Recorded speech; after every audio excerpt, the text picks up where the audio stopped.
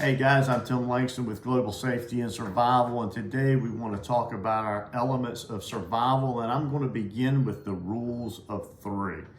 They start out with 3 seconds without love. That simply means that we give up. We never give up. We keep a positive attitude, and we know no matter what that situation is, we want to go home and go back to our loved ones, and we can survive this. You are much tougher than you think you are.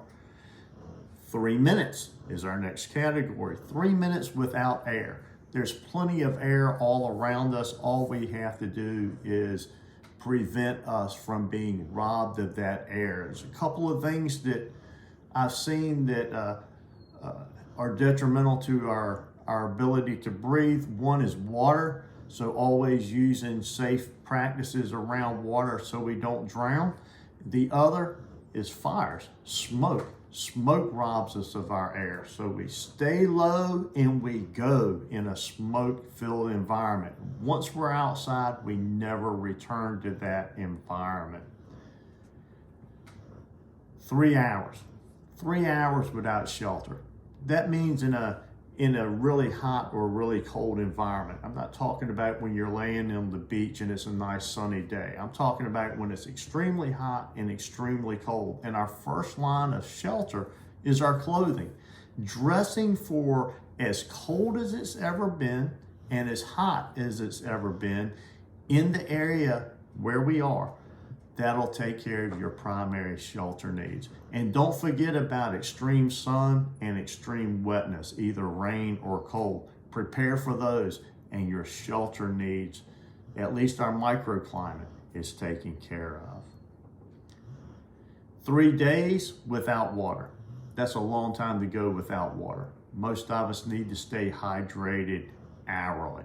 The most important way that we can meet those needs is by drinking water, or maybe water with some additives, some sports drinks type things that will add some of those important minerals back into our bodies that we might lose during high activities or sweating.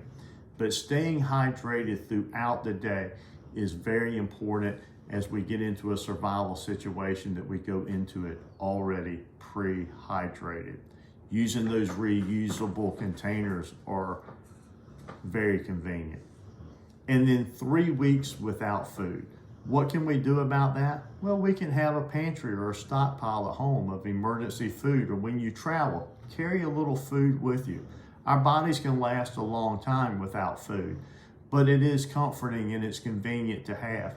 It's pretty easy to throw that extra little power bar or whatever in your backpack that you carry with you every day, just so you have a little something with you if you get hungry. Don't forget about medications as we're talking about our survivability. If you take medicines daily, keeping those with you and having a good supply of those at home is always very important.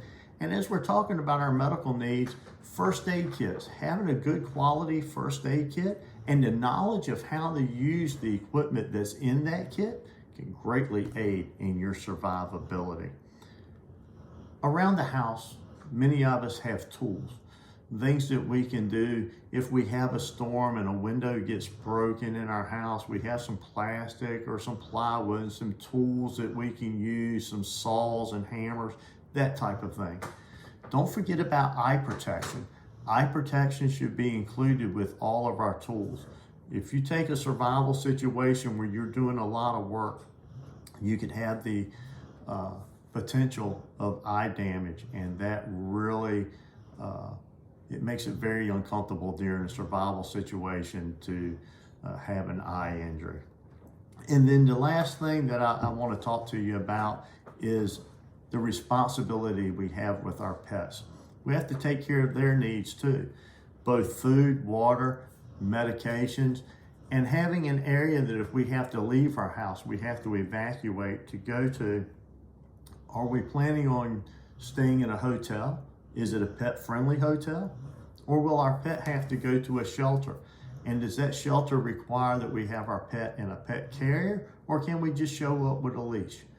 These are things that we need to find out in advance, and that will increase your survivability and your comfort greatly. Until next time, I'm Tim Langston with Global Safety and Survival. God bless.